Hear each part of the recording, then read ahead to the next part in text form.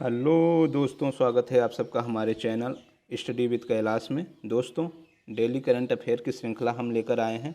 दोस्तों, आज हम एक नया प्रयास किए हैं। आज हम पीपीटी के माध्यम से करंट अफेयर्स को पढ़ाएंगे। दोस्तों, आशा है कि आप सबको हमारा यह प्रयास अच्छा लगेगा।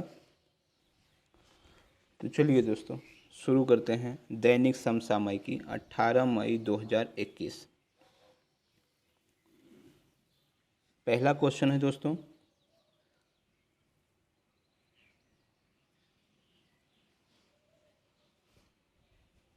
हाल ही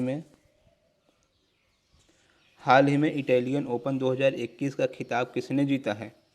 तो चार ऑप्शन है। नोवाक जोकोविच, राफेल नडाल, रोजर फेडरल, के श्रीकांत। तो इसका आंसर होगा दोस्तों राफेल नडाल। इटालियन ओपन 2021 का आंसर होगा राफेल नडाल। इसकी हम व्याख्या देखते हैं दोस्तों। हाल ही में इटालियन ओपन 2021 का खिताब स्पेन के टेनिस खिलाड़ी राफेल नडाल ने जीता है। और किसको हरा के जीता है? तो दुनिया के जो नंबर 1 टेनिस खिलाड़ी हैं इसमें, वो हैं सर्बिया के नोवाक जोकोविच।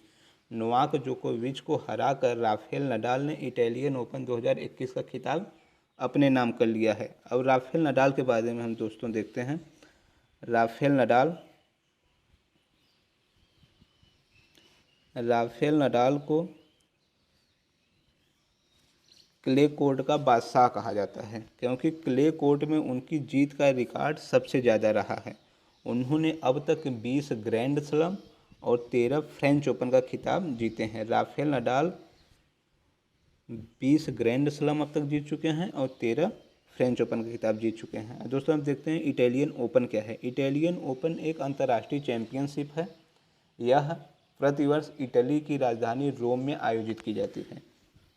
अगला क्वेश्चन है नहीं, अगली इटालियन ओपन के बारे में ही। इटालियन ओपन एक क्ले टेनिस टूर्नामेंट है, अर्थात इटालियन ओपन में जो टेनिस का गेम होता है वह क्ले कोर्ट पे खेला जाता है।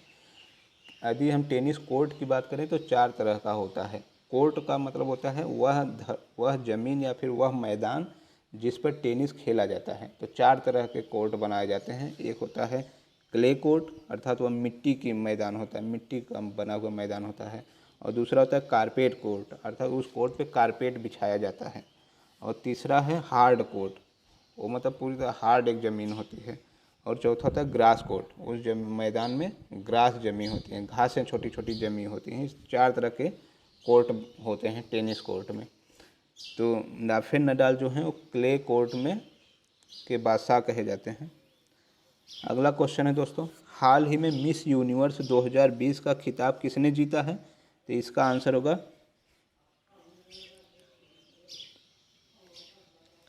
एंड्रिया मेजा इसका आंसर होगा दोस्तों। चलिए अभी इसके बारे में कुछ व्याख्या देखते हैं। हाल ही में मेक्सिको की एंड्रिया मेजा को वर्ष 2020 का मिस यूनिवर्स चुना गया है। दोस्तों, एंड्रिया मेजा कहाँ की रहने वाली हैं? तो मेक्सिको की रहने वाली हैं। मेक्सिको जो है उत्तर अमेरिका महाद्वीप का देश है और यहीं की रहने वाली है एंड्रिया मेजा। अच्छा, वर्ष 2020 का जो मिस यूनिवर्स है यह 69वां संस्करण है, 69वां। यदि हम पिछले वर्ष 2019 की बात करें तो कौन मिस यूनिवर्स चुना गया था? तो वो जो चुनी गई थी जोजीबिनी तुंजी, जो कि दक्षिण अफ्रीका की थी। और इसके साथ ही जोजीबिनी तुंजी पहली अश्वेत महिला बन गई थी मिस यूनिवर्स का खिताब जीतने वाली, जो कि दक्षिण अफ्रीका से बिलोंग करती हैं। वर्ष 2019 में उन्होंने मिस यूनिवर्स का खिताब जीता था। और 2020 का मिस यूनिवर्स खिताब किसने जीता है? एंड्रिया मेजा, जो कि मेक्सिको की रहने वाली हैं। अगला क्वेश्चन देखिए दोस्तों, हाल ही में अरब सागर में तौकते चक्रवात आया है, इसका नामकरण किस देश द्वारा किया गया है? तो तौकते चक्रवात जो है अरब सागर में आया है, इसका नामकरण म्यांमार देश के द्वारा किया गया है। इसकी व्याख्या देखते हैं दोस्तों। तौकते चक्रवात एक उष्णकटिबंधीय चक्रवात है। इसकी उत्पत्ति अरब सागर में हुई है। इस चक्रवात से भारत के पश्चिम तटीय राज्य केरल हो गए, कर्नाटक, गोवा, महाराष्ट्र और गुजरात प्रभावित हैं। इसका नामकरण चक्रवात म्यांमार देश द्वारा किया गया है। इस चक्रवात का जो नाम तौकते जो नाम रखा गया है ये म्यांमार देश के द्वारा दिया गया है। तौकते का अर्थ होता है अत्यधिक आवाज़ करने वाली छिपकली। और वर्ष 2021 में आने वाला यह पहला चक्रवात है, पहला तूफानी चक्रवात है। आइए दोस्तों देखते हैं चित्र के माध्यम से। ये है तौकते चक्रवात।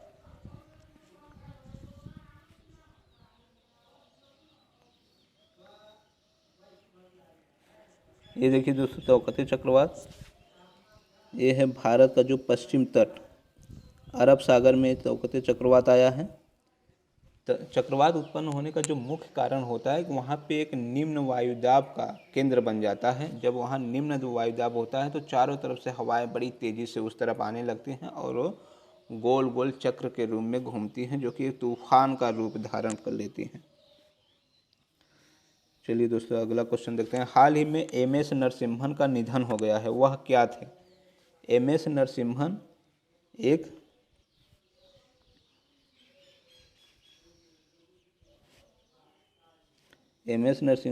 गणितज्ञ थे।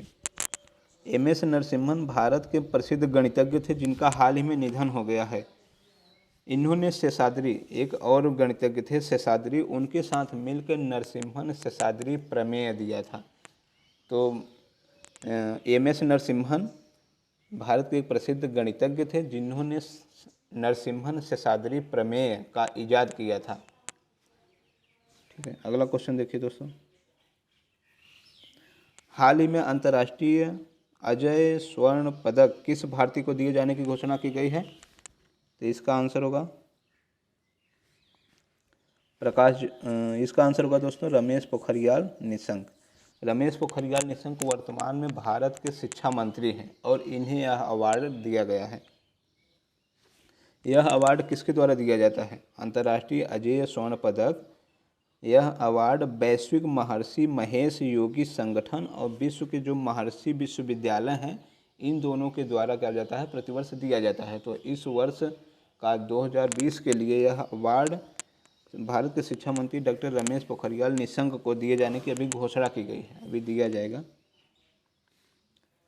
अगला क्वेश्चन देखिए दोस्तों। हाल ही में महतारी दुलार योजना किस राज्य सरकार द्वारा चलाया गया था? इसका आंसर होगा छत्तीसगढ़ सरकार। इसका आंसर होगा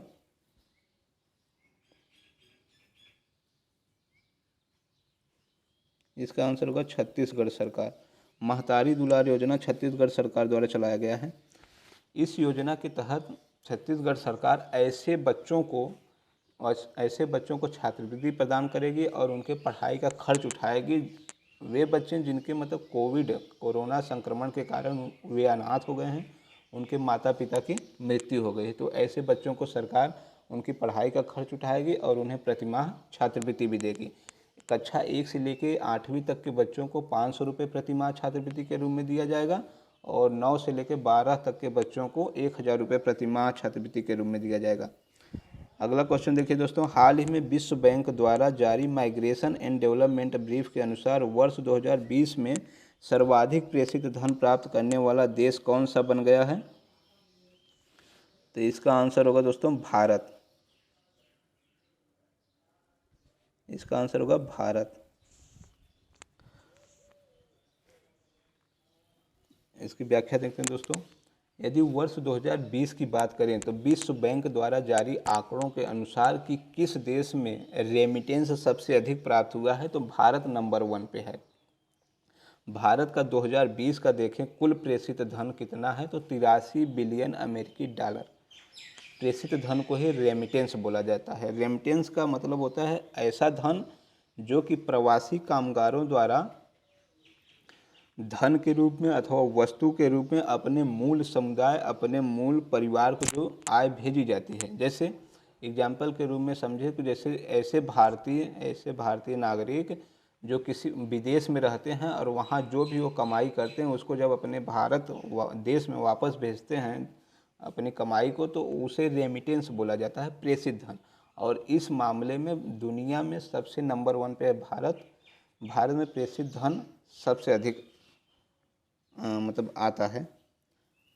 यहाँ दोस्तों फिगर के माध्यम से समझते हैं कि 2020 में सबसे ज़्यादा रेमिटेंस पाने वाले जो 5 देश हैं, जो शीर्ष 5 देश हैं, तो पहले नंबर पे है भारत जिसका कुल रेमिटेंस है 83 बिलियन अमेरिकी डॉलर। दूसरे पे है चीन, उसका है 59.5 बिलियन अमेरिकी डॉलर। मैक्सिको तीसरे नंबर पे है, फिलीपींस चौथे नंबर पे है, मिस्र 5वें नंबर पे है।